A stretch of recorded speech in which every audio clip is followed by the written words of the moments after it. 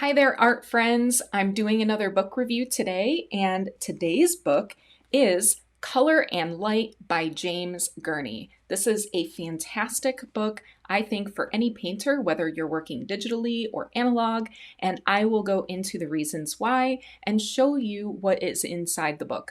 I'll also make a recommendation for who it's really best for in terms of your skill level and what to expect when you're looking through the book itself. So let's go ahead and take a look inside.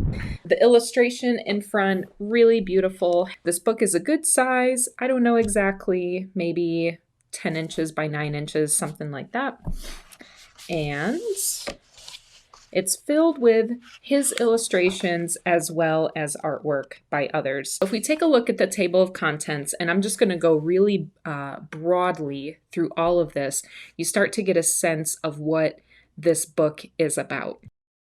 Chapter 1 is tradition, which is kind of goes through some different art movements and their relationship to light and observation. Sources of light like sunlight, candlelight, tungsten light, light and form, which is light logic, and how to understand like the roundness of something, the light side, the shadow side, all the different parts of the light and shadow. Elements of color, so this is where we're really getting into color theory. Paint and pigments, because paint and these materials work differently than light does. Color relationships like warm and cool, and color schemes. Pre-mixing, so the idea of really understanding what you can get with your pigments and how to prepare that.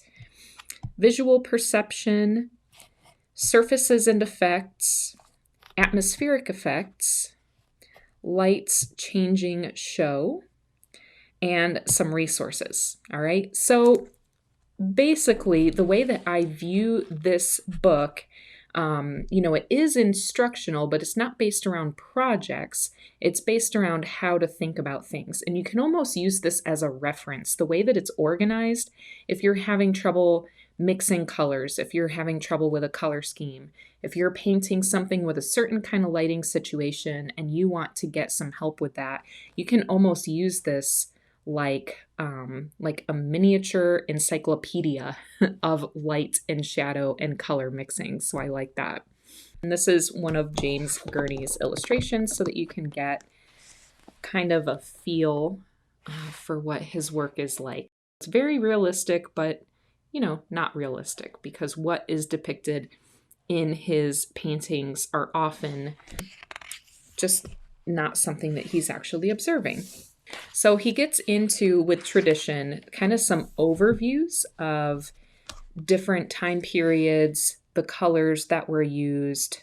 So here we have Old Masters color, the academic tradition with the French Academy. He talks about, as we go through the different time periods, there's not a lot in there, so it's not a ton to read, which is, kind of nice just to get a little overview.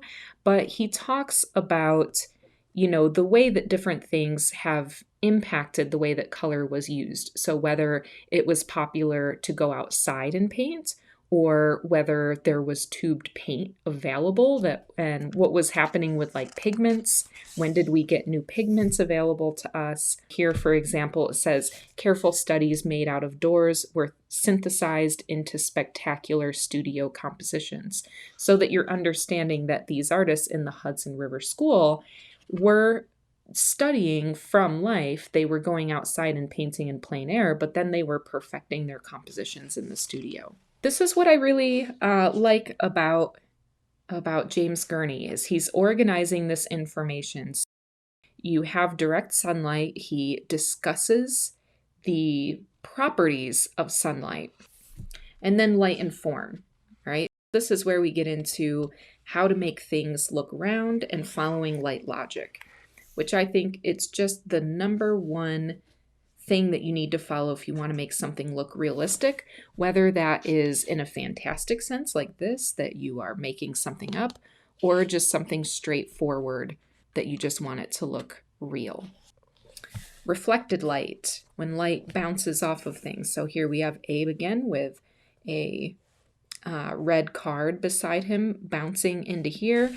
And he has a little trick here too for you to understand what is wrong with these pictures, what's been changed, and just examples of how light bounces off of everywhere. Spotlighting.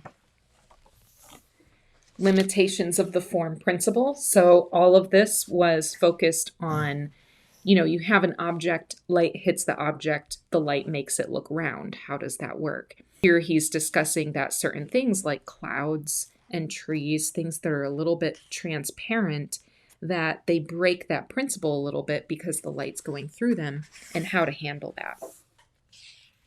Okay, so we've got elements of color. So here's the whole color theory thing.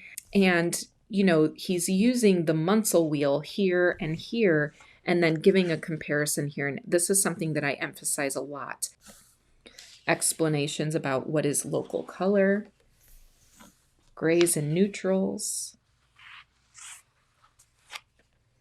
The green problem, which I thought was really interesting. I never thought about it before, but he has tips on here for handling green, because apparently green is a really challenging color to a lot of artists. Many artists hate green. They don't want to use it. There's an in-depth discussion in here just about the color green.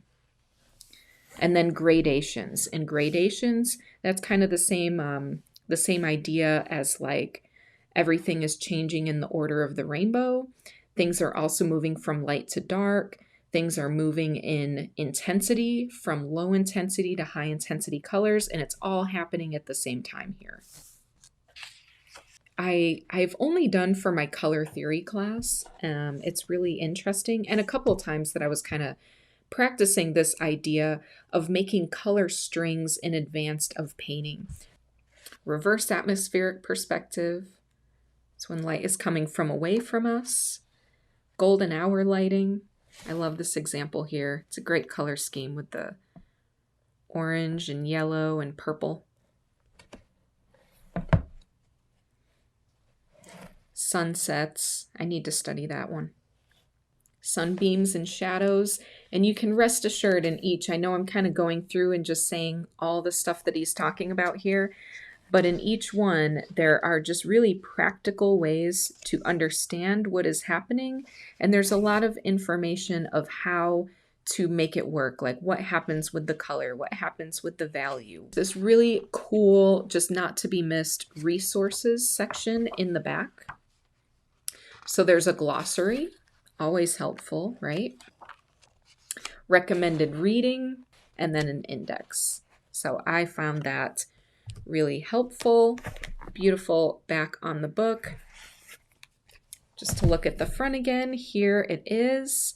I would say that my opinion about this book is that it is a super, super helpful resource. It doesn't necessarily have projects. It's not a course per se, but it's really a fun book to flip through. So just if you want to sit and read and be inspired and find explanations for things, there's super helpful stuff in here for you. And then double trouble if you want to make things up and you want to do some stuff that's more imaginative. This is also really helpful for you there. Hey, thank you so much for checking out this book with me today. I hope that you found this review helpful. If there are other books that you would like to see reviewed, leave it in the comments below. Thank you, and I'll see you again next time. Bye.